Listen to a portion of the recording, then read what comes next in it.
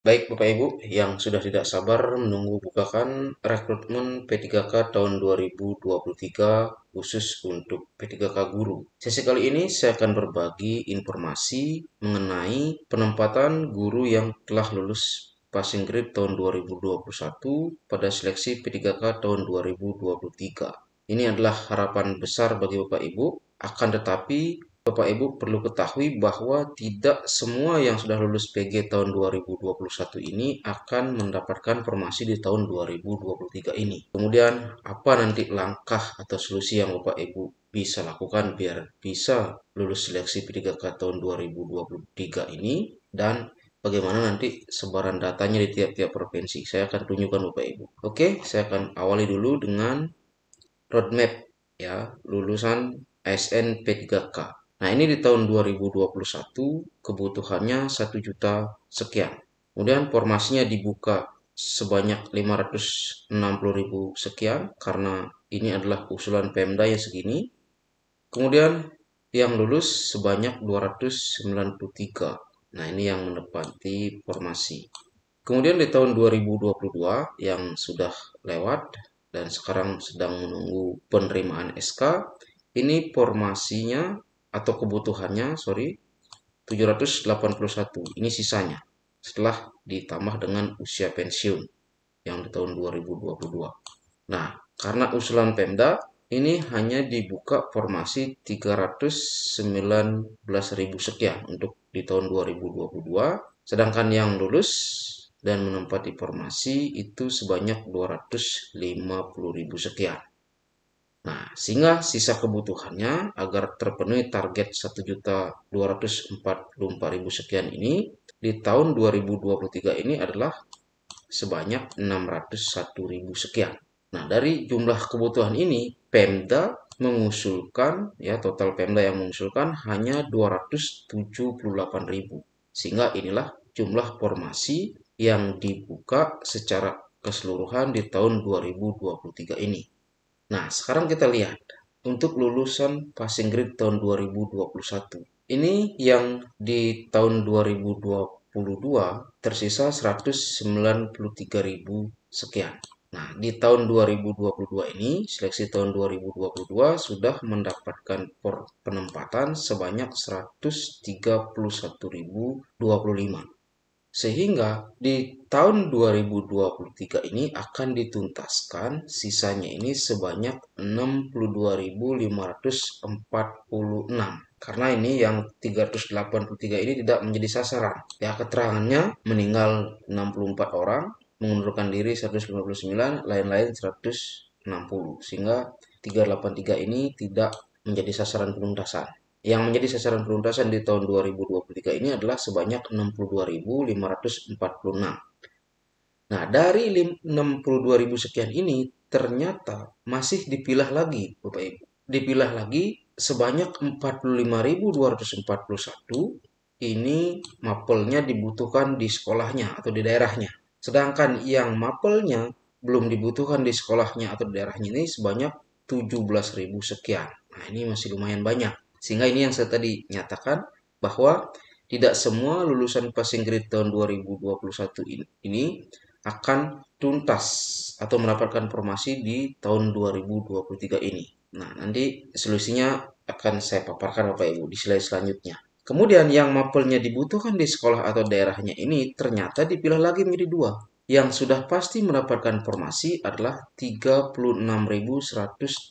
Nah, ini sudah pasti mendapatkan formasi karena sudah diusulkan. Dan 9.106 ini belum dapat formasi. Walaupun di sekolahnya atau di daerahnya ini mapelnya memang dibutuhkan. Nah, mungkin kendalanya ini adalah Pemdanya tidak mengusulkan sebanyak kebutuhan mapel di sekolah atau di daerahnya. Nanti akan kelihatan di sebaran data pengusulan berdasarkan daerah Bapak Ibu. Nah, untuk yang dua ini 17.000 yang memang belum dibutuhkan mapelnya di daerahnya dan yang belum dapat formasi lagi 9.000 ini, solusi selanjutnya Bapak Ibu.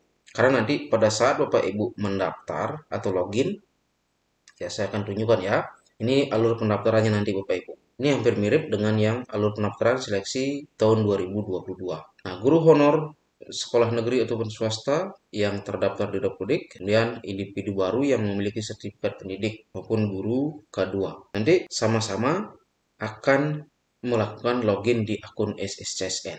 Nah ini dia, alur pendaftaran PG 2021 untuk mapel gemuk yang belum mendapat penempatan. Tadi ya yang 9.000 sekian, ya yang ini, dan 17.000 ini.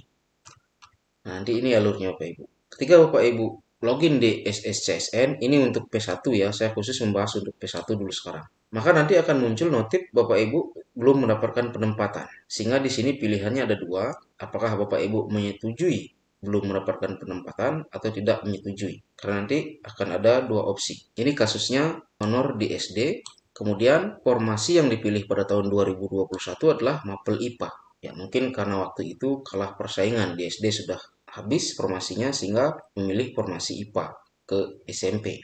Nah, di database kan Bapak Ibu tetap tercatat sebagai lulusan PG mapel IPA. Sedangkan Bapak Ibu honornya atau mengajarnya saat ini adalah di SD. Nah, bagi Bapak Ibu yang belum mendapatkan penempatan, yang 17.000 sekian dan 9.000 sekian tadi, yang belum diusulkan formasinya oleh Pemda, maka sebaiknya saran saya adalah Bapak Ibu pilih nanti ketika notifnya belum mendapatkan penempatan, apakah Bapak Ibu menyetujui belum mendapatkan penempatan, pilih tidak. Biar apa?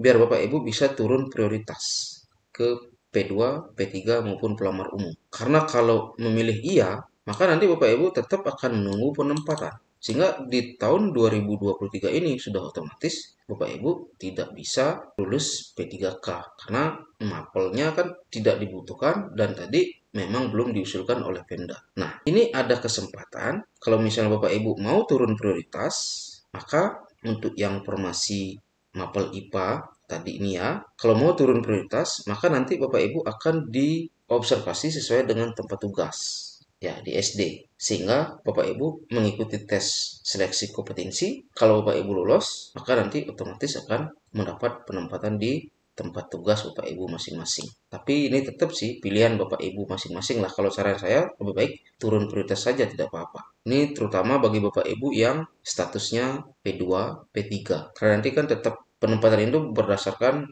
urutan prioritas. Ya, P2 dulu, baru P3, baru P4 atau pelamar umum. Kemudian saya akan tunjukkan.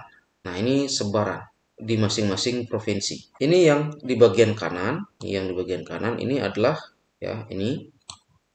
Ini totalnya sudah saya hitung semuanya. Ini sebanyak 26.411.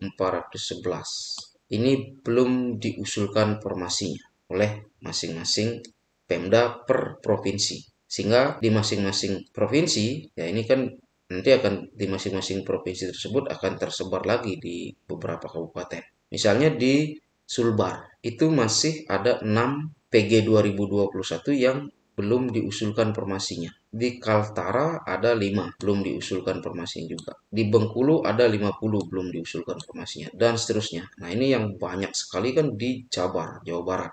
3.608 belum diusulkan formasinya. Nah, untuk yang kiri ini, data yang kiri ini adalah P1 yang sudah diusulkan formasinya dan mendapatkan penempatan di seleksi tahun 2023 ini. Ini jumlahnya sebanyak 36.000. Nah, ini sebanyak 36.000 sekian guru memenuhi nilai ambang batas tahun 2021 yang telah diusulkan formasinya dari total 62.000.